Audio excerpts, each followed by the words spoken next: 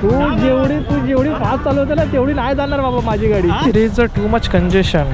हे बघा जवळपास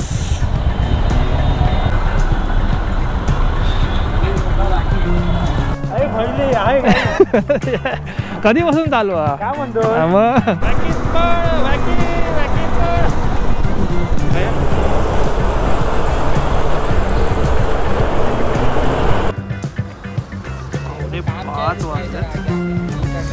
जस्ट आता पोहोचलोय चिपळूणला.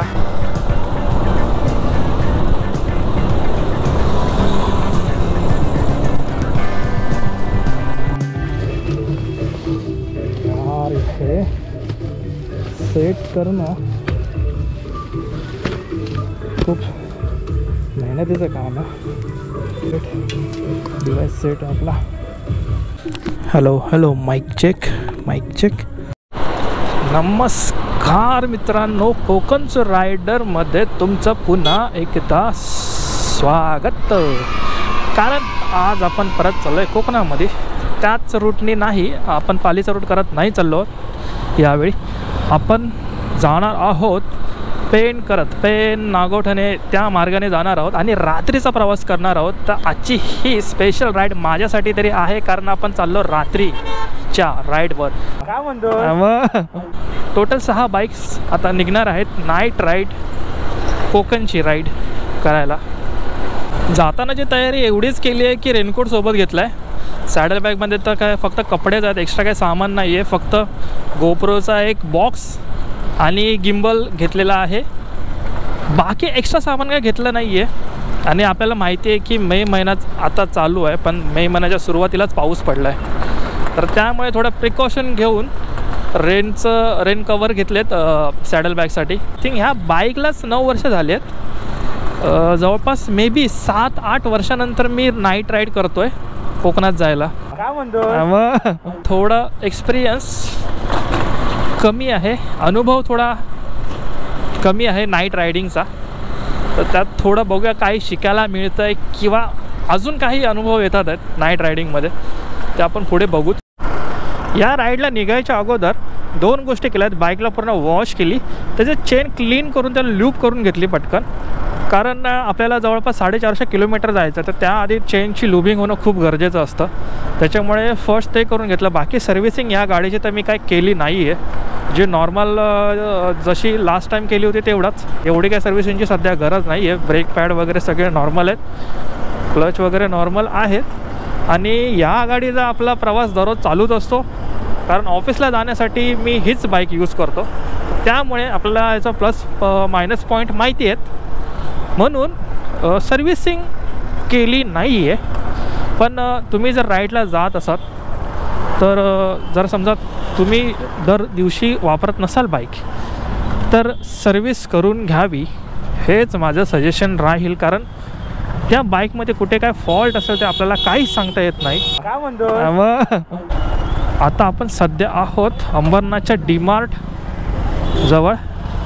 मे बी पुढे लग्नाचे हॉल आहेत 2-3, तिथे जर लग्न कार्य चालू असेल तर पार्किंगला गाड्या लावल्या असेल तर सांगू शकत नाही. अंदाज आपण जसा बांधला तसाच आहे. इकडे लग्न कार्य चालू आहे आणि त्याच कारणामुळे इथे थोडीशी ट्रॅफिक झालेली आहे, कारण गाड्या पार्क करायला इकडे जागा नाही आहे प्रॉपर. तर त्यांना या रस्त्यावरच गाड्या पार्क कराव्या लागतात आहेत. तर मी तुम्हाला सांगू इच्छितो की माझी थोडी एक्साइटमेंट वाढत चालली आहे. थोडी जशी मला ही थंड हवेची झुळूक लागते. पण मे बी मला असं वाटतं की पुढे गेल्यानंतर जसं मी कामोठे सर्कलला पोहोचणार तशी माझी ही एक्साइटमेंट थोडीशी कमी होईल, कारण गर्दी एवढी मिळणार आहे. मे महिना आहे, सीझन चालू आहे. सगळ्या ज्या ट्रॅव्हल्स असतात किंवा बसेस असतात ते सगळे आपल्याला तिकडे मिळणार आहेत, कारण सगळे जे कोकणचे चाकरमानी आहेत ते निघाले आहेत आपल्या गावासाठी.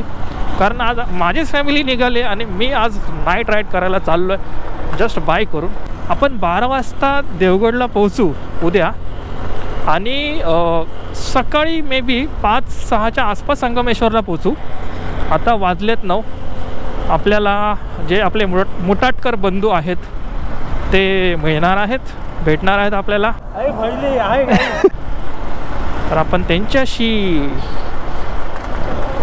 पुढचा प्रवास पुढचा जो आपल्याला मार्ग काढायचा आहे त्याबद्दल विचारसरणी करूया. माझी मराठी पण बोंबलली आहे. काय म्हणतो? अरे बापरे, वाव, थोड्यासाठी वाजला, थोड्यासाठी. माझी एक्साइटमेंट तर इकडेच संपली. मला नेवाळी फाट्याच्या अगोदरच ट्रॅफिक लागली आहे. तर हा आहे नेवाळी फाटा. थोडीशी ट्रॅफिक क्लिअर झाली आहे. इथे कसं कल्याणवरून येणार आहे ते बघा, तिकडनं जो कल्याणवरनं येणारे व्हेकल्स असतात ते आणि इथून जाणारे अंबरनाथवरून जाणारे व्हेकल, अंबरनाथ बदलापूरवाले, दोघांचं मर्जिंग होतं, त्याच्यामुळे ही ट्रॅफिक होते. पण या वेळेस एवढी ट्रॅफिक नसते. पण आज मे बी संडे असल्यामुळे, रविवार असल्यामुळे गर्दी असावी. आणि डाव्या बाजूला काही नसल्याने, ट्रॅफिक कमी असल्याने ते अपोजिट साईडनी आपली गाडी घालतात आहेत. क्या बोला तूने? आपली गाडी घालतात आहेत. आत्ता आपण तळोजा रोडला आहोत आणि कोकणात जाण्यापूर्वीच अशी एक्साइटमेंटची माती झाली आहे ना. जवळपास अर्धा तास मी ट्रॅफिकमध्ये आहे मगासपासून. ही ट्रॅफिक जवळपास 4-5 किलोमीटरची ट्रॅफिक आहे आणि त्यात असं हे डाव्या बाजूने हे सॅडल बॅग असल्यामुळे अजून वाट लागते. Flooded road. थँक्यू.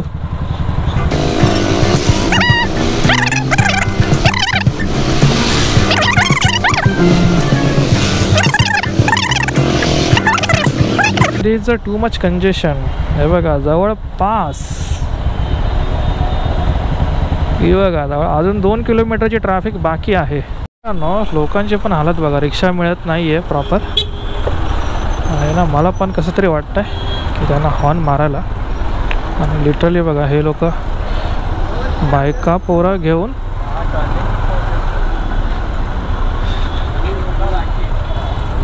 बघा सगळेजण नाही बोलतात आहेत. बिचारे आपली बाईक बॅगा वगैरे घेऊन चाललेत. यार म्हणजे काय ट्रान्सपोर्टेशन आहे आपलं, झिरो. हे बघा लोकांची अशी अवस्था आहे. अवस्था बघा, अवस्था. येणाऱ्या गाड्या पण पूर्ण जाम झाल्यात, जाणाऱ्या गाड्या पण पूर्ण जाम झाल्यात. काय करावं माणसाने, जावं कसं. आपण ट्रॅफिकमधनं सुटलो आता आणि सध्या आपण आहोत तळोजा एरियामध्ये, तळोजा MIDC एरियामध्ये. जवळपास आपण 8:45ला निघालो होतो. 10:30 वाजलेत, म्हणजे 2 तास लागणार आहेत. 2 तासाच्या वरती जाणार आहेत कदाचित, कारण आताशी वाजले 10:35. अरे काय चुका मुक्ती.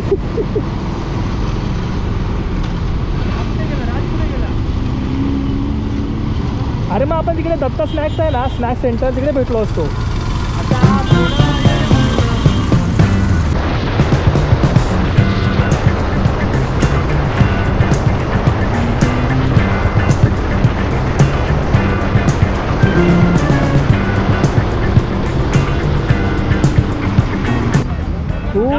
तू जेवढी फास्ट चालवते ना तेवढी नाही जाणार बाबा माझी गाडी.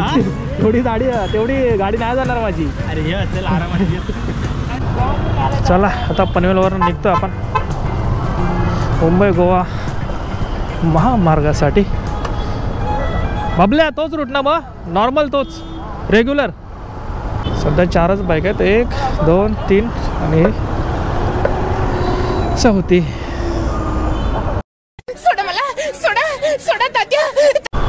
चला मोर मोर.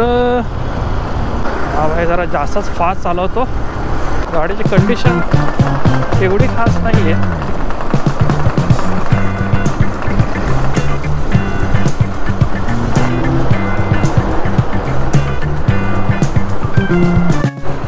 आता आपण कर्नाळा अभयारण्य आहे त्या हायवेला आहोत.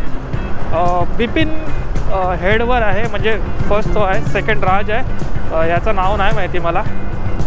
थर्डवर हा आहे आणि मी ॲज अ टेल बोलू शकता.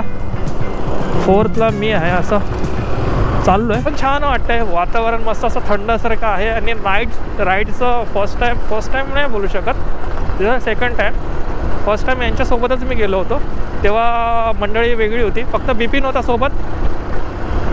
Same person. बाकी टोटल 6 बाईक होते, 6 आणि आमची 7वी बाईक. असे टोटल 7 बाईक होते सॉरी. आणि आता टोटल 4 बाईक आहेत, त्यातली एक स्कूटी आहे, 3 बाईक. बघा बाजूला अभयारण्य असल्यामुळे हे बघा कर्नाळा पक्षी अभयारण्य. रात्रीचा काय दिसणार आहे गोप्रोमध्ये मला पण माहीत नाही, दिसत असेल तर मी दाखवतो थोडंसं. पण हे बघा हे इकडच्या साऊंडचा तिकडे त्यांना काही त्रास होऊ नये म्हणून साऊंड बॅरियर लावलेले आहेत, जेणेकरून आतल्या जे वन्यजीवन आहे त्यांना काही त्रास नको या गाड्यांचा. रात्रीची ट्रेन जाते वरून, व्ह्यू बघा यार, व्ह्यू बघा. ब्रिजवरून ट्रेन जाते रात्रीचं यार. हा मुवमेंट मी कसा सोडू.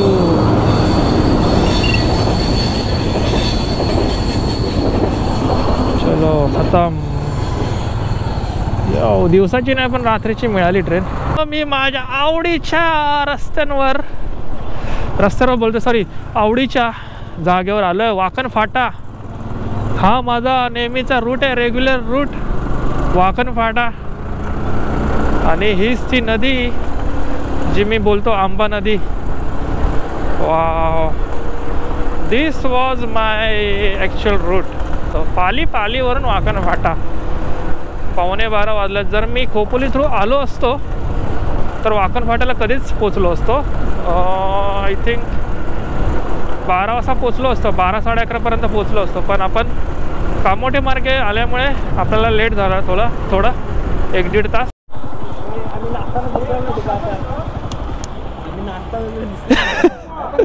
अरे दिसले तुम्ही, पण ब्रेक कसा मारणार फटकन. नाही विषय होतो.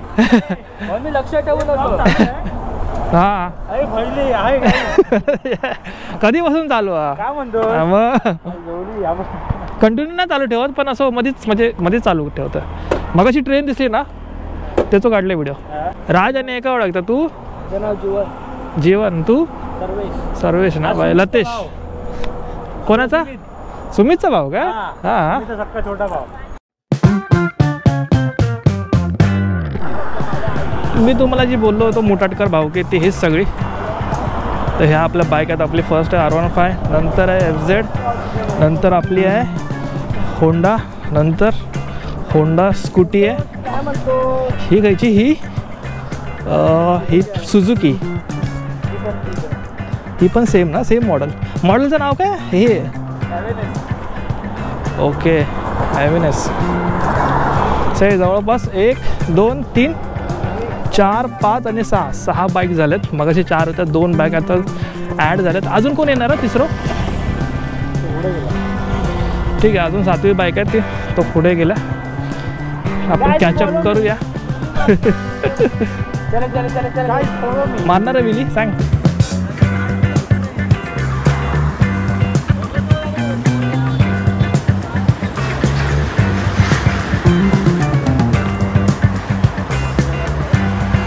जवळपास 2 वाजलेत आणि वातावरण तसंच आहे थंडवालं. फक्त एक कॉफीची गरज होती. इंदापूर रात्रीचं बघा कसं शांत आहे, गर्दी नाही काही नाही. बघा हे मानगाव रेल्वे स्टेशन लेफ्ट साईडला. आणि हे आय थिंक ट्रेनमधून उतरून निघालेली माणसं आहेत. हे बघा काही माणसं चालली आहेत. अरे यार इकडे रात्री पण ट्रॅफिक असते. हे मानगाव म्हणजे ट्रॅफिकचा माहेरघर. यावेळी गर्दी कसली, मे बी तेच ट्रेनमधनं आलेल्यांची गर्दी. तो प्रवेशद्वार, स्वराज्याची राजधानी किल्ले रायगड प्रवेशद्वार. राईट साईडला ट्रेन जाते, वक्रतुंड www.वक्रतुंड.com. हा व्ह्यू फक्त मीच एन्जॉय करू शकतोय. वरती चंद्र, डोंगराच्या मागे असा हा व्ह्यू मीच एन्जॉय करू शकतो. गोप्रो जस्टिफाय नाही करू शकत हा व्ह्यू. गोप्रोची बॅटरी थोडी वाचवायची आहे कसाराचा घाट रेकॉर्ड करण्यासाठी. सॉरी ज्या क्षणाची वाट बघत होतो, कसारा घाट रात्रीच्या वेळेस कसा दिसतो. अरे सुधरो रे अभी तो. सॉरी, आपण कशेळी टनलचा या व्ह्यूचा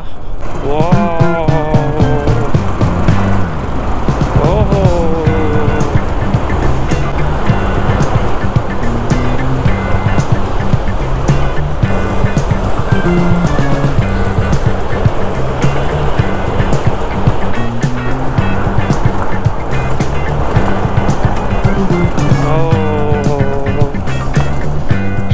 छान अनुभव होता, छान छान अनुभव होता.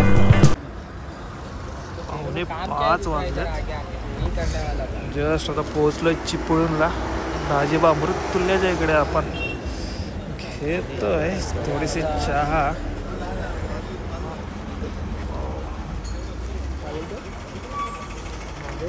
मित्रांनो, आपण जस्ट पोहोचलो संगमेश्वरला आणि पहाट होताना दिसतंय. आपल्या नाईट राईडचा आता हा समाप्त बोलू शकतो नाईट राईडची. आणि पहाट चालू झाली आहे. सूर्योदय होईल थोड्या वेळात. आपण त्याचा पण शूट करू. गोप्रो चार्जिंगला लावला आहे लॅपटॉपला, तर तो काढून सेट करून टाकूया आता जस्ट संगमेश्वरला पोहोचलो आहे. आणि संगमेश्वरला पोहोचल्यानंतर आपल्या नाईट राईडचा समाप्त झालं आहे नाईट राईड आणि पहाट चालू झाली आहे. आणि ही पहाट म्हणजे काय सांगू, कोकणातील राईड आणि अशी पहाट भारीच वाटते काय ते. आपल्याला फक्त सूर्योदय होतानाचा क्षण टिपायचा आहे. सूर्योदयाचा क्षण कोकणातला राईड करतानाचा टिपायचा आपल्याला.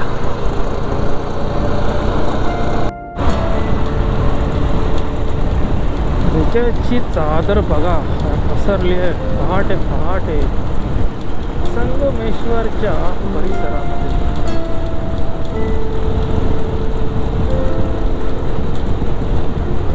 नजारा बघूनच भारी वाटतंय.